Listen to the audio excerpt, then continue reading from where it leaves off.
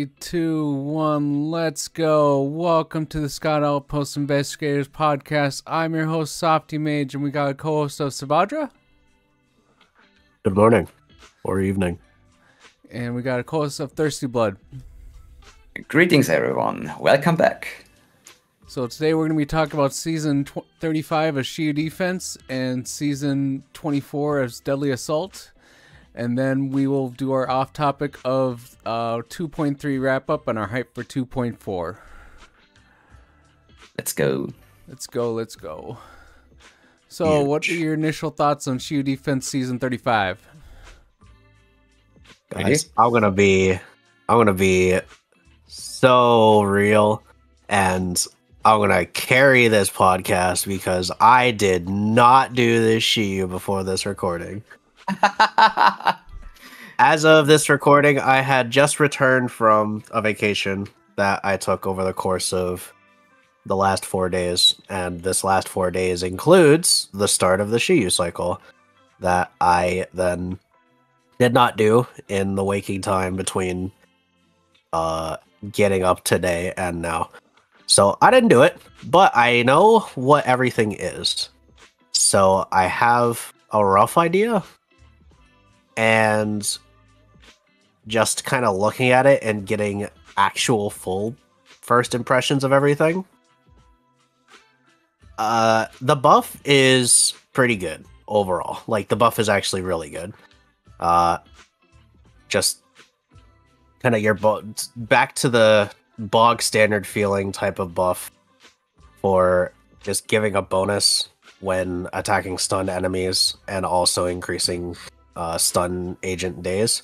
So stun agents are really good, and stun agents are generally very much used with, attackers and ruptures, which also benefit from the second half of the thing, which is sheer damage, which benefits ruptures only, but crit damage as well, which benefits both attackers and ruptures.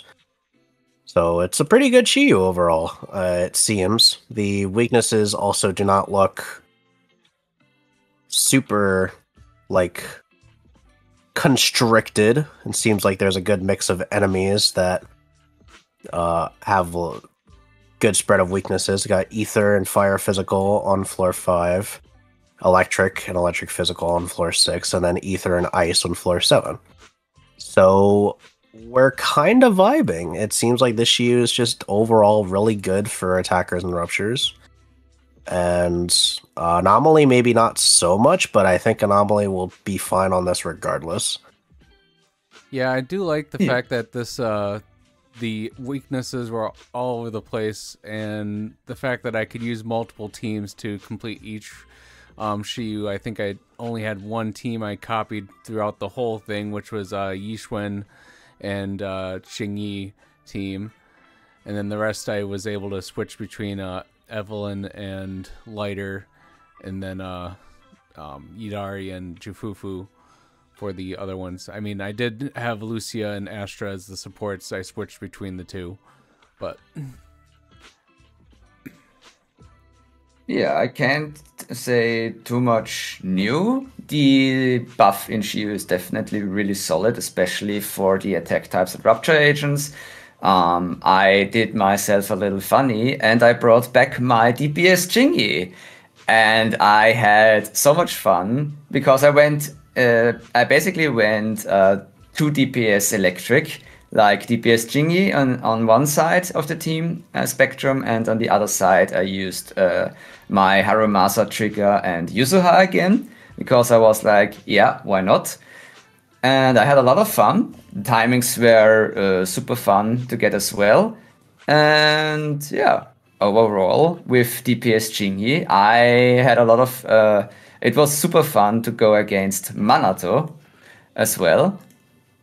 And yeah, it's a good mix-up. I enjoyed the boss mix-up a lot. In this Shiyu in particular, again, we didn't have the triple shadow enemies, which is a good sign of having a little change of pace. The anomaly is pretty strong by themselves, so Miyabi does and get a little buff with the crit damage. So for all Miyabi users, it's pretty easy to get. And yeah, also Yishuan, of course, has a good time with teams like Yishuan and Jingi.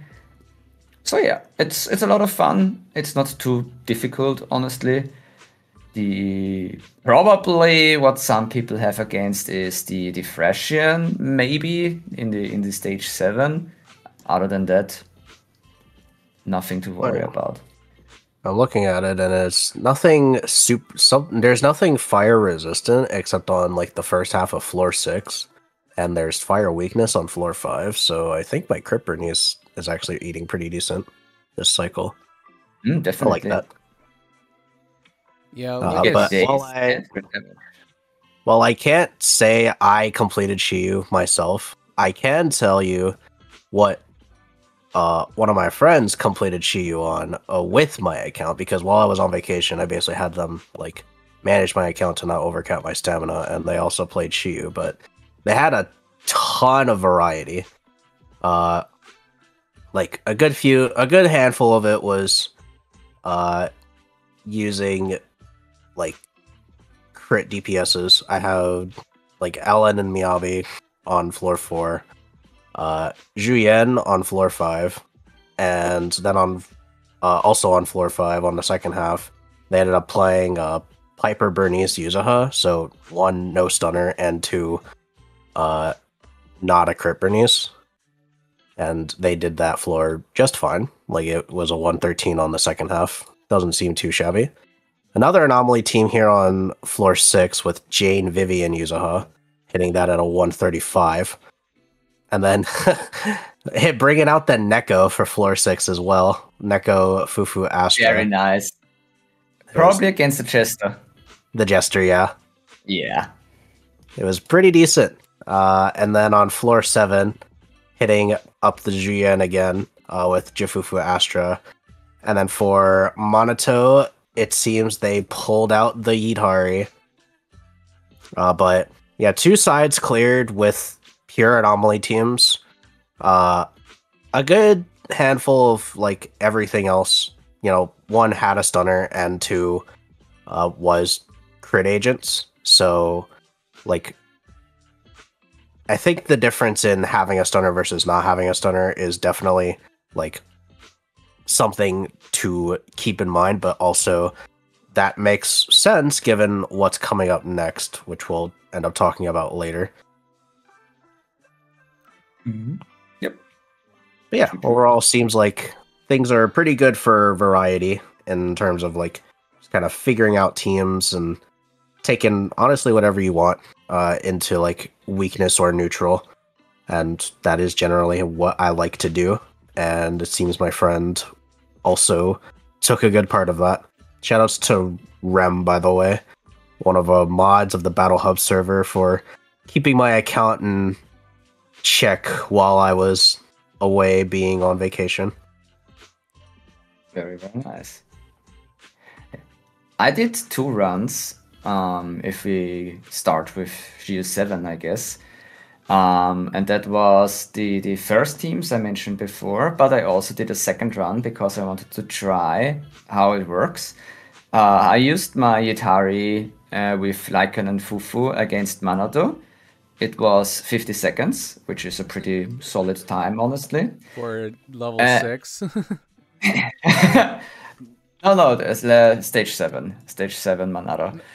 No, I meant your Hidari is a 6. Oh yeah, it is M6. It is M6, of course. But it's just funny how that worked, because on the other side we have my Miyabi with Yuzuha and Vivian. Of course, I also have to mention it's Wailing, so Yuzu is M2, Miyabi is M2, Vivian is M0 with Signature.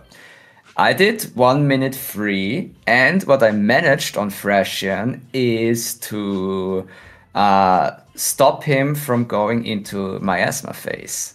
So there is a possibility on Thrasian to hinder him doing his miasma dance, but it is not easy, because what you need are heavy hits or ultimates to flinch him out of his casting. But it worked, and that allowed me to clear it in 1 minute free. Sadly, I didn't get down below. I probably could do it if I tried more, but then again, I don't have the time to get the perfect run. So, but yeah, the anomaly didn't feel too out of place. But of course, I played with pretty OP teams, so it's probably not a good comparison. But it didn't feel bad. That's what I want to say. I'm surprised with my times for Shiyu 7 were just over 2 minutes in each one. And the last few Shiyus that I've done, they've been under or around a minute and a half each one. But this one, it took me a little bit longer. But it probably was because Xingyi was enemy resistant for Thrashian and I took that as my stunner for her. Yeah, so most definitely. But other than that, it's still the stun specialty increasing by 15% probably did help Xingyi through that fight. Yeah, wait, I'm checking what my original stats were. Give me a second. So I can tell you the times of my prior teams. So I went also against Thrashian with Harumasa, Trigger, and Yuzuha. I got a time of 1 minute 59. And with my DPS Xingyi on Manato, with Fufu and Astra, both M1, I got a time of 1 minute 54 seconds. So honestly, pretty solid times for meme teams and going against Resistance as well. So I want to for say the variety. Yeah, variety. I was about to say I think this is a very it's not like a hard Shiyu, but it still is there's a good resistance to your damage on this one. So you might struggle a little bit with your normal teams, but I still think it's very clearable with what we got. Yeah, I mean, of course, with Rupture you will have a better time since the extra buff gives you a sheer damage increase of 15%. So of course, if you have a Rupture team, it definitely profits from that one. But other than that, you can make use of stun and crit damage. And 50% crit damage, honestly, is a lot. And with extra faster stun, most people will have a pretty solid time in the Shiyu, even with the usual things we have. Savadra, sorry, we didn't want to interrupt you. That's okay. I was just going to say, with the variety that Rem had cleared my Shiyu with, she got times landing between 1.5 and 2.5 minutes, and interestingly enough, just beyond Node 7, where she used Idhari on Monato, that was a minute and a half clear. Her fastest runs were the anomaly teams somehow. The Jane, Vivian, and Yuzuha that she used on first half of 6 got 135. That is wild. And the Piper, Bernice, Yuzuha on second half of Node 5 was a 113. So, whereas everything else was in the low 2 minutes to 2.5 minutes range for all the crit DPSs. And that could just be a fluency issue and not knowing how to use Juyen or the other attackers very well. Because she did say, getting on my account, she was just excited to use my Juyen and my Bernice. But I think Juyen's definitely a harder agent to play. Despite this, I still find it funny that the anomaly teams ended up clearing faster when they have basically nothing for this buff, but the enemies I think are just really good. Hilarious. The Thracian might be something to try out on, because I think it's still a really good enemy overall, despite being part of the new era of enemies and also miasma and such. But I genuinely think miasma is a benefit overall for most of the old enemies. Monato might be a different situation, and I'm probably going to try out some anomaly types teams on a Monato in the near future. See how that goes. Apparently Manado seems to be pretty easy. I heard some people saying that thanks to him being pretty aggressive, even in his miasma form, you kill his miasma pretty fast. And yeah, you actually have a pretty fun time with him. So it's easier than Thrasian, I heard. Mm-hmm. Yeah. I do agree. Monato is a little bit easier than I thought he'd be when he got into Shiyu. He's awesome to fight against. I do like it a lot how he plays. But he feels also easier for the fact that he's more fun to play and he offers more, like Miasma Freshian. So it's a win-win situation for us. Mm-hmm. Yeah. Well-designed enemy overall. I have played Monotone in other contexts before the Shiyu. Mostly the Expert Challenge, which is notably a lot shorter than the Shiyu fight because it has a lot less HP. But, yeah, Monotone's mechanics are really cool as a doppelganger. He just, like, doesn't have all of the iframes that you would get from having either, like, when he uses his equivalent of EX Special or Ultimate Attack. And I appreciate that. But otherwise, he's a very straightforward, like, he will be aggressive at you and kind of stagger his attacks and, like, doesn't have any funky invulnerability type of things for Miasma. It's basically just all raw fighting. And I think I mentioned this in a prior episode too, like, this design philosophy kind of mirrors what was introduced with Miasma for, like, when the Priest was first debuted in 2.0. Like, I really like this fight. Yeah, that's one good thing about Monato is that he has no invulnerable phase. Just sheer aura is all he's farming, is all he does. Yeah, he's raw fighting power, and we like him for that. I think what I should try at some point is Monado versus Monado. That would be interesting. The future will be brighter than a drowned ideal. Very nice. Love it. Well, do we have anything to say on stage 7? I think. Let's go over stage 6 and 5 quick. I mean, the Jester is at least classic. I think he's classic, good DPS character. Enemy. That's what I meant. Yeah, nothing new on him. Typhon Slugger, well, classic enemy we have.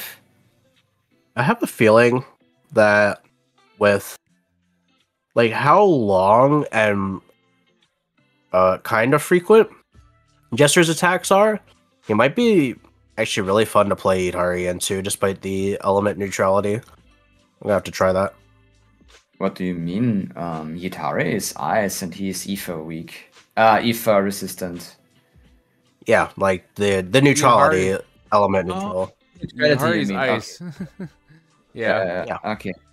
So, like, you'd be playing a neutral matchup, but I think it would, like, be a fun matchup because, definitely. like, just thinking about it, like, Jester's attacks are very, like, long when he does them, and he also attacks fairly often. Doesn't, like, stand around too much. But Itari really loves aggressive enemies because of how, like, she wants to do her parry mechanics out of stun, and also if you're generally bringing a stunner with Itari. Like, I don't think I've seen anyone do double support Itari yet, but maybe Blood has, and I'm just unaware. Double stun, because my issue is if I don't stun fast enough, I will lose the ult, since her decibel generation on M6 is insane. Like, I have an ult ready after 30 seconds. Fair enough. So, yeah. But I can try double support. I can do that. I have to use the old out of stun then. Yeah, I feel like that's probably fine for Jester specifically because his stun damage multiplier is also really low. So, right, like using everything in stun is not super priority. You're not getting too much more benefit from it. I think the best support would be Astra then. She heals and she gives crit damage. Yeah. And the extra 1000 attack is an additional boost to sheer damage, even if it's not that much. But it's The still healing is something. more decibels, and the Exactly. the crit damage is crit damage, and crit damage good. And you also have M2, I believe. I have If not, okay, M1. You're still getting the res down then. That's still really Indeed. good. True. That's actually pretty strong. I can definitely try that. Yeah. Typhon Slugger is a Typhon Slugger. He's a slow boy. The little brother of Typhon Destroyer. Very funky guy. We love him. It's fun to play, honestly. Nothing too much to say about that. Yeah, and if we move quickly to stage 5, we do find ourselves with Lightfoot Rover and the Guardian, and of course the Trinox again. Which that fight again. Yeah. Did they do the duo thing again? Yes, they did. Okay, cool. Is it like awesome? Is it like noticeably different because it's a floor 5, so the HP is like super low? HP may be super low, but it's still, the fight is, if you knock one out, the other one does get more powerful with his attacks.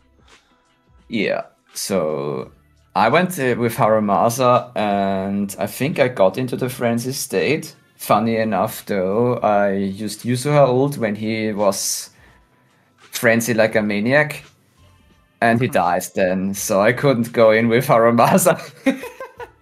But yeah, 1 minute 15 with that team, pretty solid, honestly, because it is elemental neutral, and Yusuha doesn't do that much damage because physical resistance. But yeah, no, you feel the difference definitely in the HP sector.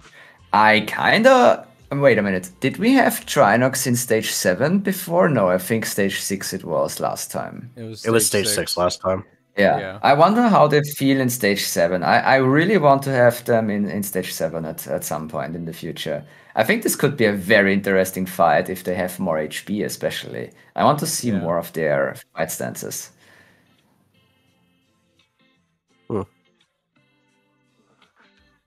We may get there at some point. Hopefully, would be nice. Yeah. Let's, with that wrap up, we're gonna move on to not Shiyu defense. We're gonna move to Deadly Assault is what I should say. But before that, we have a special sponsor. Not a morning person? That's all right. Neither are we. That's where caffeine comes in. Do you know where to find the best caffeinated coffee in 6th Street is? That's right, Cuff Cafe, sponsored today's podcast. Watch his Tin Master brews every cup to perfection. Increase your battery by 60 to 80 charge with some of the great brews. Cuff Coffee has a great deal for you too. If you show you like and subscribe to our podcast, your next coffee will be free. What a deal. Thank you, Cough Coffee and the Tin Master, for generosity and support of our Scott Outpost Investigators podcast. Thank you, free stamina today. Limited for 1 week only. Taxes and fees may apply. Oh man, I love it. That's perfect. Well done, Softy. All right, let's go to Deadly Assault Season 24. What are we saying about the buffs this time around? Because I did not like the fact that Double Rupture was the fact that the buffs were centered around that. Well, I mean, it was to be expected. Sorry, Savatra. I will go before you this time. That's fair. That's fine. You got more to say. But anyways, well, yeah, we have a rare case of having 2 Rupture buffs and 1 attack buff. that can be partially used for Anomaly. It's not optimal, but you can use it.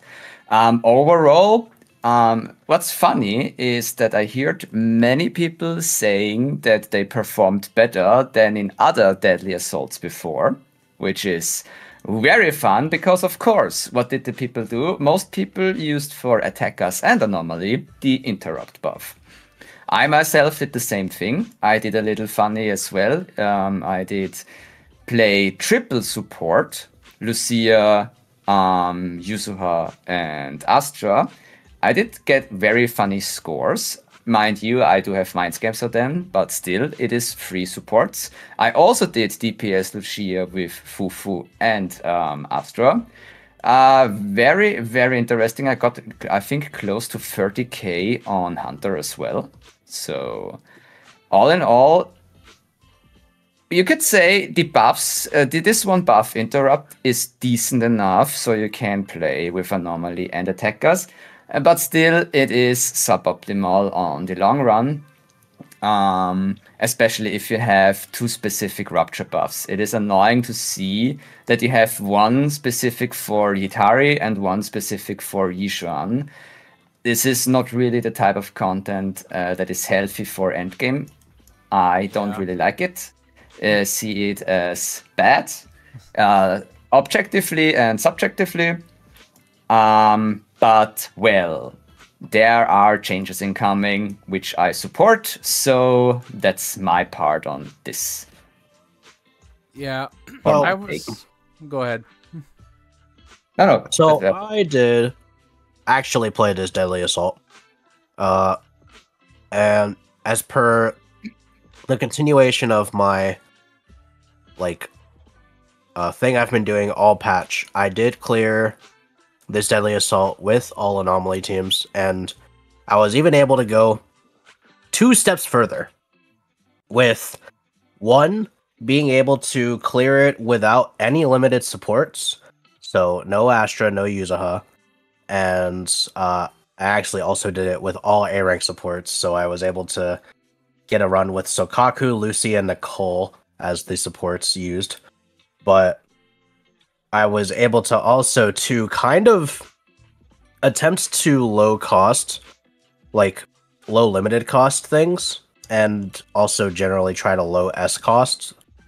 To the point where I was able to do Hunter with Miyabi, Koleda, Sokaku.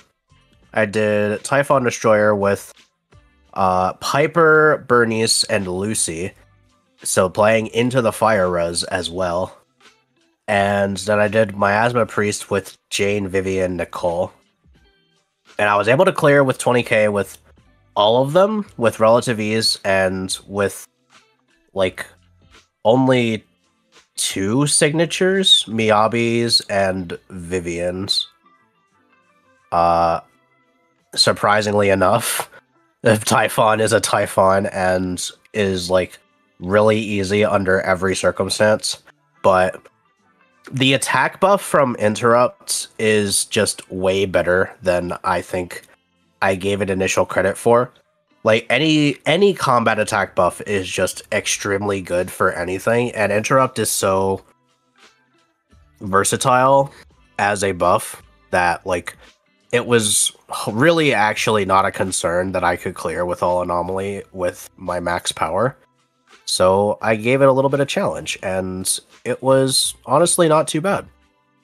I did allude to this in my huge ass rant in the prior episode, but there were concerns about this cycle in specific with not having a Anomaly specific buff, and the general concept of should they do what they're doing with Threshold Simulation and add a 4th buff and then turn that into a thing of having the shield buff and then 3 generalist buffs, which I think would be a good direction for the health of the game overall.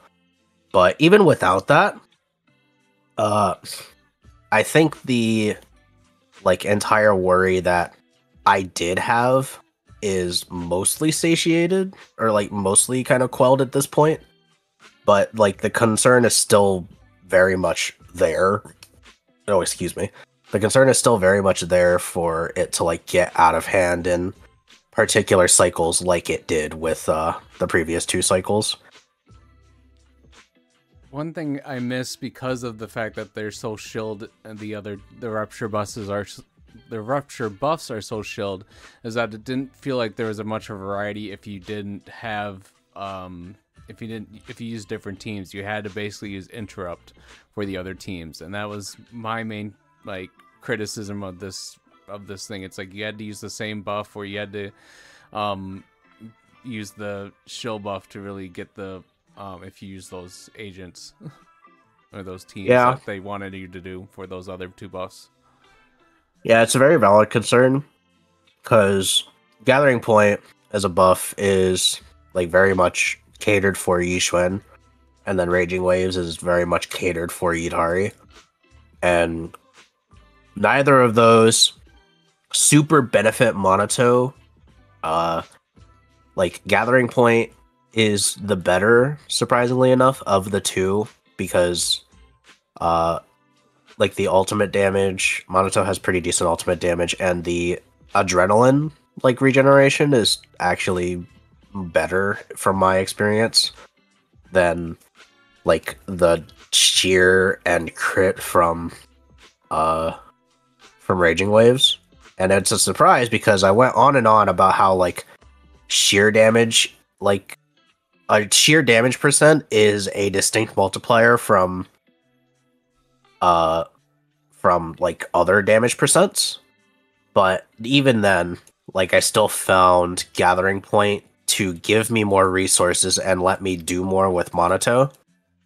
But then like even after all that, Monato is the only one who can like half use either of these. You can kind of justify using the ultimate damage and ether damage on like Gathering Point for Zhu Yan or Vivian if you're insane and deranged, but Interrupt is just going to be better for every non-rupture agent regardless. So like it is what it is, and like at least Interrupt is versatile enough to compensate for having 2 shield buffs, but I don't like the fact that they have 2 shield buffs. I agree with that. Yeah, I agree as well with this one take. Also, you want to hear something funny, Seven Softy? Sure thing. Yitari, right? I used with Yitari Gathering Point and Raging Waves on different enemies. On Hunter specifically, Gathering Point was better than Raging Waves. You know, I think I'm not surprised because Ice Weakness dilutes Ice Res, like ever so slightly, but I feel like just enough. Yeah. It makes sense. Also, Yitari has also some ice reduction. Lycon as well, because of course I used the team Lycon and Fufu. Right. So all in all, the ignoring ice res was basically nullified. So Gathering Point was way better for this team, for Yitari, than on other enemies. Of course, with what is it? I think Priest, right? Is it Priest? Yeah, Priest. Yeah. With Priest, Raging Waves was definitely better. If I would have had more time, I probably could have gotten the kill.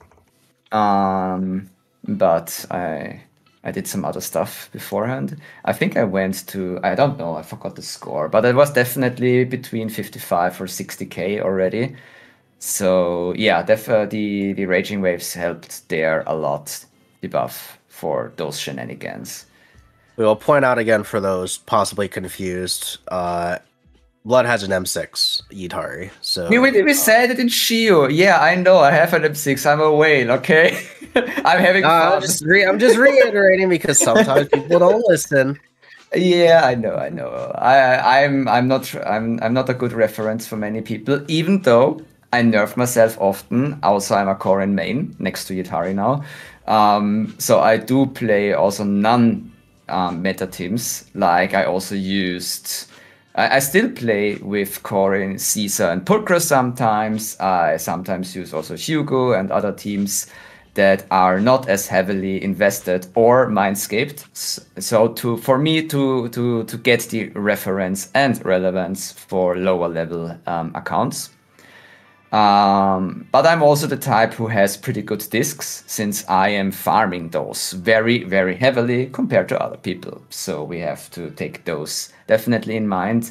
And for everyone who is already there in the podcast, they know I'm a whale, or let's say do some stuff with Mindscapes. For all the new ones, yes, I have a pretty high invested account. Play-wise, time-wise, and money-wise. I do want to say, still a gamer. Typhon Destroyer was probably, I think they increased his HP because usually I would get like 26k on damage, even with Evelyn. I'd be able to get 26k or more, but I just barely was over 20k for this time. And usually I do also do an A team against Typhoon Destroyer as well, but I didn't really have time this time around to really do that. But it's still, if I would have tried, I think I would have failed. I would have had to like perfect my A team in order to get the score that I'd want for Typhoon. Yeah, the HP went up quite a lot. The last time Typhon was in rotation was Deadly Assault Season 18, which was, I think this was either the end of Jafufu or the start of Alice's banner. One of the two. But yeah, it was Season 18 of Deadly Assault, and back then it had 89 million HP. And now we are in Season 24, and it has 112 million HP. So, almost a, like, 30 million increase. It was closer to, like, 22 million or something like that. But, yeah, it definitely went up quite a bit. Doesn't change the fact that he's still a really easy boss because he has a ton of, like, really good damage multipliers, and, like, his impaired state is just kind of busted broken for doing anything silly or shenanigans. Mm-hmm. Absolutely. If you get the stun rotation right, you get so much. The most important part, I mean, maybe people have forgotten about it, but just to warm up the knowledge, you have to. What's definitely important is to get the free parries of him. This is the major thing. You have to get him impaired. This fills up a lot of his days meter, but also weakens him. So definitely do that during the fights, and then you're most likely good to go. He is definitely one of those funny enemies you can control. He has even a little gimmick, if some people don't know. And this is after his stun window. He likes to jump up in the air and then smash down with an electric wave. You can stop him from jumping by using an ultimate right at the sound cue when he wants to load and jump. If you are capable to do that and save one of the ults, it can be a support, defense, whatever, you hinder him from jumping, which allows you to save some time. Yeah, that's that. I've used that plenty of times with my A team to, and previous Deadly Assaults to stop that. So it does help with your damage score if you do ult at the right time. Or the jump is basically a invulnerable state, but at least it's a very short invulnerable state for a boss. Indeed. Mm-hmm. Yeah. The otherwise Hunter is still Hunter. Nothing too much changes. The lack of Pinnacle and the entry of Raging Waves is actually a very noticeable difference. I've noticed the Raging Waves has felt pretty significantly worse. I think my best run, like I got a 61k on last cycle with Pinnacle, with my Itari Lycon Lucia team, and then on this cycle, I think the best I've managed so far is like barely 55, and I'm still playing nearly as well, but the score just simply went down because the buff is kind of worse. Yeah. I mean, my time changed too from, I think, previously 2 minutes. Was it 2 minutes 37 or 31? Something like the 2 minute, between 30 and 40. And now it was 2 minute 47, but mind you, I think it was my second attempt, and then I didn't retry it to perfect it, so it wasn't a perfect run. I could go faster, but yeah, that's that from an M6 viewpoint. We have to go even further beyond. Probably. Yeah. But it was, by the way, it was without Lucia. It was double stunner again. With Lucia, usually the score is higher and faster. Just want to mention that. At least for now. You did still get like a pretty fast kill with double stunner in the last cycle, right? Because that was like what you did your video on. Yes, I did a pretty good kill. Yeah. Pinnacle was just overpowered. Let me see. Let me see if I can find it. What time I had? You can continue to talk in the meantime. Most of the things that I said about Pinnacle do still apply for Raging Waves, and mostly the Ether Veil, like claws being a thing. But like again, this will be a thing that is hopefully alleviated over time. I'm much more zen about the topic now that I've taken time away from the video game. I'm like, yeah, in hindsight, maybe it wasn't worth getting so worked up over, but you know what? I do it for the love of the game, and I own that. It's fine. Everyone has these moments. And it's rightful to be worried about something you like a lot. Wait a minute. I hope nobody heard that. Heard what? Exactly. Oh, good. No, just the video. It was... Okay, this is hilarious. Wait a minute. I have to compare something. You can continue in the meantime. Wait a minute. Outside of that, like, I think this Deadly Assault is also pretty okay. Like, interrupts being the only generalist buff notwithstanding, it is a really good generalist buff, which sort of makes up for it, but still sets a bad precedent. I think, like, it's kind of just in the hands of how badly do they want to sell the agent, and I simply worry about that mentality with the holiday season coming up and the reveal of the next Void Hunter from Drip Marketing, which we'll talk about probably immediately after this. Mm-hmm.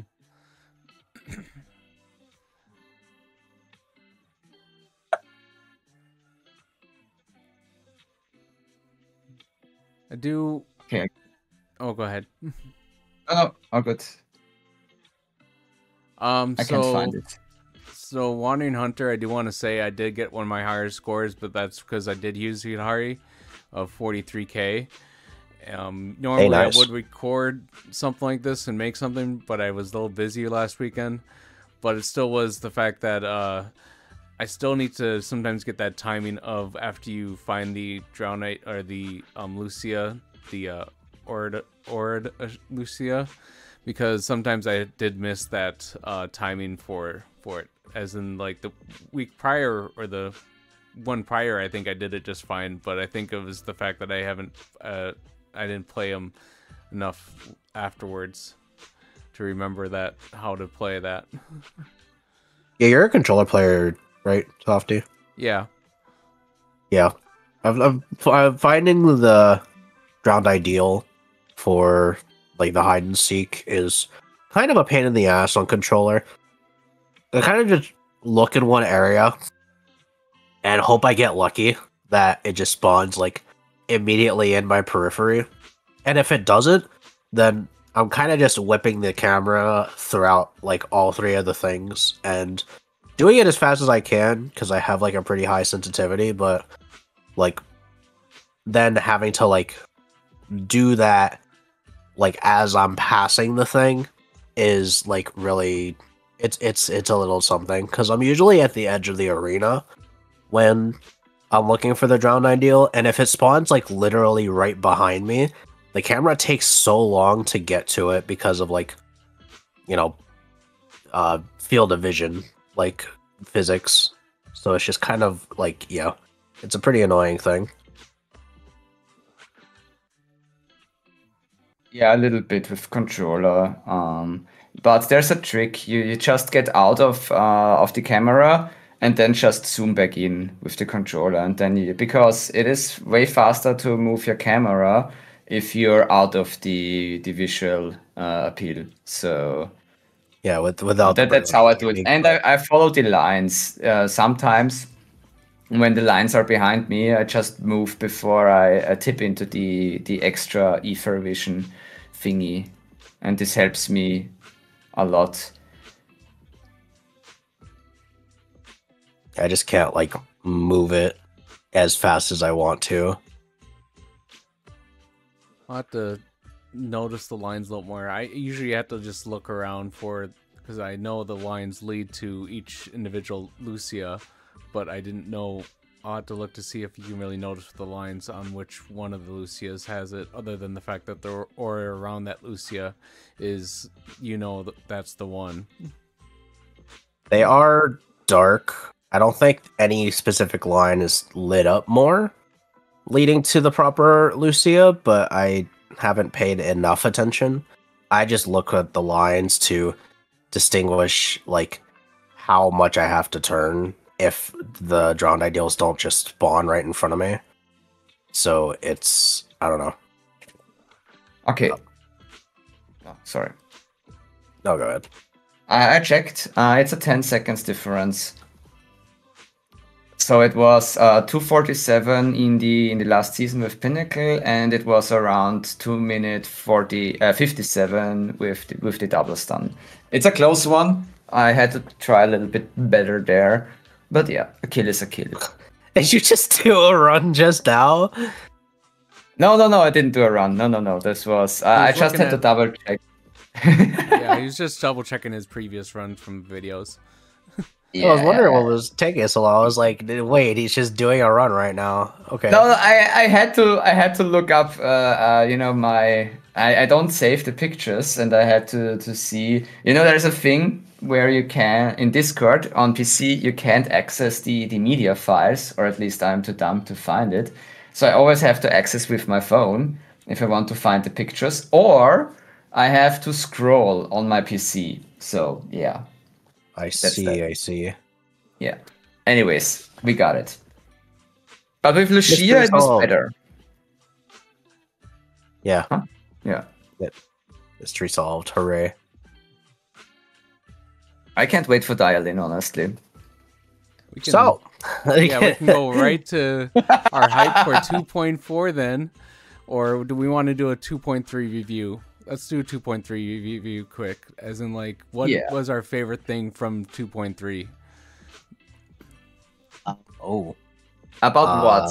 Endgame? The whole story? The whole game? patch. Like, what was your favorite thing about 2.3?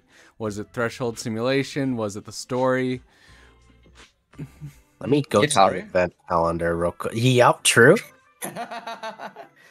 For me, definitely my highlight was getting Yutari. We don't have to go into details, but the hype I had didn't subside completely. I'm still super hyped. She's my wife. I think the highlight for most people will end up being the camera event, but I honestly did not take super advantage of that, so I didn't play a whole lot of it. The camera event was a good one. That's where we got a lot of our pictures for the thumbnails, at least for the next few that we have, will be from that. I think my overall favorite part would have to be the combination of the like main story and the Chronicle event, Yutari's Chronicle event, the like fight, the the ethereal fight. Yeah, turn-based fighting thing. Like I one, really like the story. I can feel like the tension mounting, and the story is like feeling like it's going in an interesting direction again after like a couple of what I feel were kind of filler patches. Didn't really feel like anything was advancing in any specific way, but now with the like the whole Sarah has the power to create God and kill people, and as she's been kind of a passive figure up to this point, it'll be interesting to see what she does with that type of direct influence. And then the Atari Chronicle event was overall just really, like, one, pretty fun. I like the concepts. I enjoy turn-based type stuff like that. And, like, the strategy, you know, not super in-depth, but they always do this type of thing with, like, making it a proof of concept, and then probably will expand on it later, and I hope they do, because I would like to see a limited time event of this like type of thing again. But the general messages of the the story also were just kind of pretty deep. I enjoy feeling things.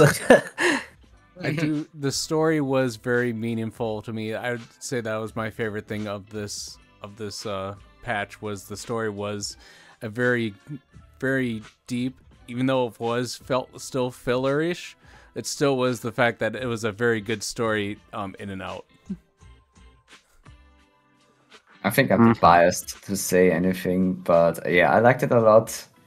Yutari did play a big role for me getting hyped up completely. I did love the event story for Yutari a lot. Mainly the story. I was honestly this time a bit probably too neutral for the gameplay. It didn't impact me too much. I just did it. Probably because I was invested emotionally with Yutari, because the story was really good about getting her out of her big deep dream. Like the therapy session is something apparently that you can apply on real life, and I do have experiences with that, so I did feel that a lot. Not because I went to therapy, but a few friends of mine. So there's a connection there. Overall, the story was pretty solid also in the main story. And I think event-wise, I mostly liked the click again, even though I didn't invest too much time into it to get myself a lot of pictures. But what I also enjoyed a lot is the new threshold simulation, and I hope that ZZZ will improve on that one. So yeah, those are honestly the I think the biggest thing I can remember on. I remember from 2.3. And of course, what I also have in mind is the Lucia trailer was super funny. This stuck a lot. The song is really good. Yeah, I agree. Song is really well made. I like it a lot. Yeah, good shout to Threshold Sim. I do enjoy Threshold Sim, but I think I like the story more overall as a general favorite. So yeah. And then what is our 2.4 hype? Is it the fact that it's Dial-In and her new, like, basically ultimates galore, I'd probably call it, where, like, you can switch in with a ultimate instead of a regular chain attack? Okay, so, like, just from Dial-In's appearance in the main story and also the character teaser that came out yesterday or 2 days ago, Dial-In might just actually be my new wife. It might just be over for Bernice. I'm not gonna lie. Oh, no. Damn it! Blood, damn it! Sevardra changes so fast. I do not. Bernice has been my wife since 1.2, and she's a great character. Listen to your own words? Did you listen to your own words right now? What you said, brother?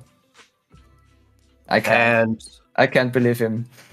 You have had no wife since before this patch. I don't want to hear you.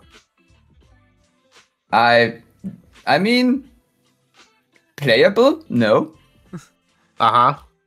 I would have said Venus is definitely wife material, but I wasn't as invested. Yeah, and she's fucking gone, so... She left me, like my dad left when he was buying milk. In any case, yes. Yeah. I kind of really like the little I've seen of Dylan overall. Like, in terms of her character presentation. Her voice acting is really good for the English dub. Mhm. I really like her voice actor's cadence and it's kind of like her delivery of the lines. And her personality is like a very like strong mannered and well principled person. And like I don't know. I think I respect a lady who has power and ambition and uses it for good. So, yeah, Dylan might be my wife. I am also excited for her in gameplay aspects since I checked my poly like before starting a podcast, and I have enough polls to get, well, I already had enough polls to get both Dylan and Hugo to begin with, but the question would have then become, would I have enough to try and go for Dylan's engine as well as Hugo's engine? Because I only have enough to get one. But I checked this morning, and I think I might have enough to go for both. So we'll see. This assumes if I win everything. If I lose a 50-50, then it's probably over.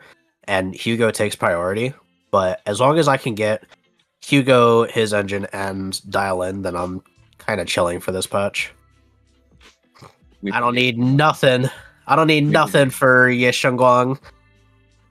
I'm still debating if I want to get dial in. Like, as much as I don't need another stunner. I got a couple the main ones I need, but dial in does have is one of the best stunners that they've shown so far. I need a generalist, or I need a second generalist stunner. I have Jafufu, and she works great, but I need a second generalist stunner because my only other limited stunner is lighter, and I use him a lot, but I need another generalist stunner. So Dylan is a good pickup for me. Yeah, so I definitely will also go for Dial-In, simply because since I'm a Corrin main, I have to get her specifically, especially also with Neko, since she activates their passives. There is something I want to say though, because there is currently, and this is me yapping now, okay? Just want to give a little extra info beforehand. But there are so many people now, especially let's say content creators, who say she's the absolute must pull and meta character, and so many people thinking now every other stunner is trash because of Dial-In. I just want to emphasize one thing. Yes, Dial-In definitely strengthens the OP characters in the Rupture and Attacker class, but I don't see her personally as that, but something else. She is a hotfix character that allows you to use Generation 1 agents and lower class agents of the attackers to make them viable again, and also bring them up to the current power level of other anomaly agents or the current new Rupture agents. I just want to emphasize it. The ZZZ devs allow you with Dial-In to bring back the older agents before something else comes into place, which we can't talk about right now. I just want to say that because there's a few people out there who were very, very worried about now the power creep of Dial-In and other stuff. And it's just like, don't worry, Dial-In is not a must pull. You can survive without her. But if you're a player and a proxy who really likes to play with all the agents like Soldier 11, Harumasa, Corrin, Anton, whatever, it is really good to get her because she will give you a lot of fun playing. And she's a really good generalist and allows you to use these agents and perform really, really well and up to date score wise. This is just what I wanted to say because so many people got worried and some people even asked me about this kind of stuff. So I just wanted to put this out here as well. It always ends up happening. Like always with every always with every support and with every generalist character. Like it first happened, I remember it happening as far back as Chingy. Everybody was like, Chingy is gonna be the defining stunner for forever, and like then Lighter came out. Lighter is gonna be the defining stunner for forever. Yeah, we can extend stuns, and Chingy sucks. And like later, like Chingy held her place, and then like the supports came out. Astra came out, and everyone was like, Astra's gonna be the best support for the entire game's life. And like you notice a pattern with these types of things now, and like Dylan is not gonna be a must pull. That she's going to be extremely good in this coming patch because the devs want to sell her. That's going to fade away. We've seen what's happened with the addition from Astra to like going to Yuzuha, and everybody like being very distinctly like Astra sucks now, but no, she doesn't. She's not the best in slot for anomaly teams anymore, but that doesn't mean she sucks. The anomaly teams still work completely fine with Astra. Lucia came out. Oh, Astra and Yuzuha suck. They're gonna move away from Anomaly and Attacker. Rupture's the meta. And we're literally in the patch right now where it's like Attackers are doing fine, even though the defense is going up. Anomaly's doing fine, even though the buffs have done nothing for them. Like, we're okay, guys. We can take a step back. I don't like to get into content creator drama, but I don't like the implicit fear mongering that just happens between all the content creators, because the model is meant to sell you the character, and this is a very obvious case of like, if the thing is free, you are the product. But like, of course, it's just so on the nose, and it's getting old at this point, guys. Can we do something else? Yeah, for me, it's more like the people that kinda lose the fun because they think they have to pull something. What I can advise, and with my take, I should emphasize, what I want to advise is just pull what you like, either this for waifu and husbando, or pull what is worthy for your account and the agents that you like to play. Like, for instance, if you're a player who really loves to play with Soldier 11 and you want to make her end game viable, it is definitely advised to think about getting Dial-In, since she will elevate Soldier 11 by a pretty decent margin. And this is why I said Dial-In is a hotfix character. Like, some people think, yeah, but now I am locked in to Dial-In. And, this is like, some people don't really like this pattern. But this is why I said she's a hotfix character. There's a few future updates in 2.4, etc. that will come along. And there will be many, many changes. And we have seen that, for instance, Ellen has gotten buffs. And we can assume that there will be in the future more agents that will receive them. So rest assured, play the game as you like it. ZZZ is still a free-to-play game. And I tested a lot for my 2.3 video. And many people were still able to clear the end game, even though with all the changes we have gotten, even though we got now high defense enemies with Hunter and what was the other one in Shiyu defense? Hater. Exactly. It is still possible. It is not too hard, and there are ways. We are in a live service gacha game. Of course, content will get harder, content will change. This is inevitable that there will be changes, like now the upcoming with Ether Whale, etc., etc. Just play the game for fun. Don't worry too much. If you're someone who looks a lot of CCs, please continue to watch them, but keep always yourself reminded. They also do videos because they want to basically sell you something and they want to get the clicks. So what do? You use drama farming and very, very expressive titles. This is basically media in its finest. There is nothing wrong to consume it, but filter out and don't think you have to do FOMO, don't think you have to pull this character, don't think it is a must pull. Just play the game for fun. And if you're worried about it, then maybe you can find a community like ours where we play for fun and we can also explain to you some stuff to not worry about it too much. To quickly wrap up this tangent, Sorry. it's fine. But to quickly wrap it up, like, you have, like, I say, and I firmly believe that Zenless is still in a great place because the capacity to, like, express yourself in team building and, like, your fluency with a specific team is still majorly there. There are, like,